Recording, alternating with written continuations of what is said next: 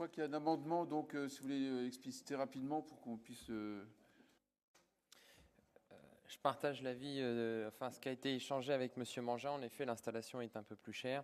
Et en effet, le GNV sera sans doute une solution d'avenir, même si moi, je ne dis pas que ce sont des carburants 100% écolo et que ce n'est certainement pas la solution, mais c'est peut-être une des solutions.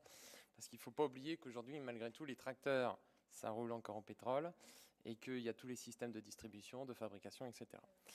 Concernant l'amendement, en 3 points, la présentation. Ah mince, moi aussi. Faut que je fasse attention. J'ai des mauvaises fréquentations là. Par rapport aux jeunes de moins de 26 ans, moi je pense qu'on loupe la cible. On fait un peu comme Macron dernièrement. C'est-à-dire qu'on donne des aides, mais pas forcément en fait à la population ciblée. Les moins de 26 ans, je pense qu'on peut élargir. Parce que ce n'est pas forcément les moins de 26 ans qui ont le plus de difficultés économiques. Il y a les difficultés économiques, c'est transgénérationnel.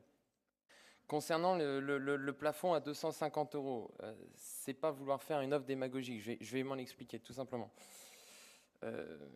En commission agriculture et en commission environnement, sur 2 dispositifs antérieurs, on a décidé justement d'augmenter les plafonds ou alors d'annuler les dispositifs parce que le traitement du dossier coûtait plus cher que l'aide donnée. Et en effet, il était exactement question de cette somme, à savoir 250 €. Ça, c'est la première chose. Ensuite, je me rappelle très bien que dans les dispositifs, notamment environnement, il y avait une aide, je crois, donc justement de 250 € pour l'achat de poêle à bois qui concernait justement le public visé là, à savoir les personnes en grande fragilité pécuniaire.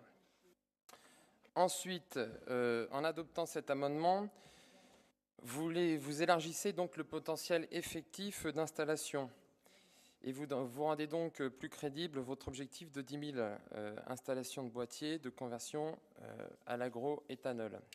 Voilà, donc, Monsieur le Président, jamais 203.